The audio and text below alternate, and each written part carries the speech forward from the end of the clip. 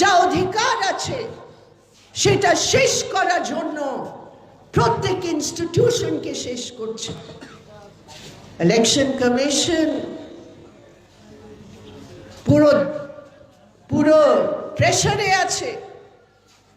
আমরা কালকে একটা চিঠি দিলাম, আমরা বললাম এটা কোন নিয়ম কি একটা স্টেট ইলেকশনে গুজরাটের পুলিশ আসছে?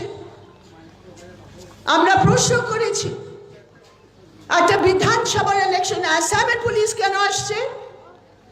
তোমরা এত ভয় পেয়ে গেছো কি নিয়ম ভেঙে, কানুন ভেঙে তুমি গুজরাট আর আসাম থেকে পুলিশ নিয়ে আসছো? যাই করো না কেন, ত্রিপুরার জনগণের একমত বিজেপির বিদায় 16 তারিখে শুরু।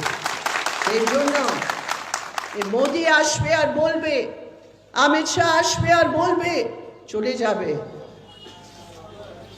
ওদের সাথে একবার ওরা এলো, অনেক কথা বলার পর 4 বছরের মধ্যে বিপ্লব দেবকে ওদের সাথে যেতে হলো।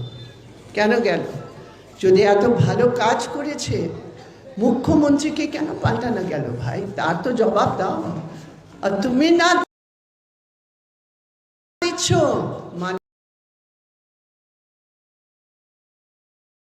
মানুষ দিচ্ছে।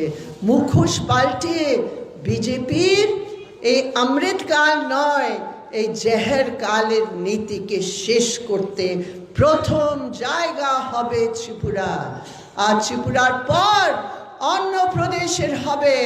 আর 2024-এ পুরো দেশের মানুষ এক হয়ে ত্রিপুরার রেকর্ড দেখে এইখান থেকে দিল্লি অবধি তোমাদের আবার যাবে।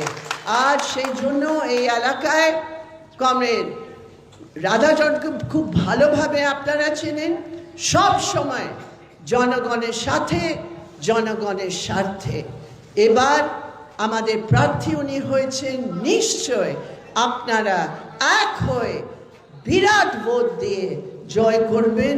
এই আমাদের যা রাস্তা জয়ের দিকে যাচ্ছে সেই রাস্তাকে মজবুত করে আপনারা আগে 4 দিনে বাড়ি বাড়ি গিয়ে প্রচার করে বিজেপির বিরুদ্ধে, বিজেপি সরকার হবে না, এই শপথ নিয়ে আমরা এগোবো।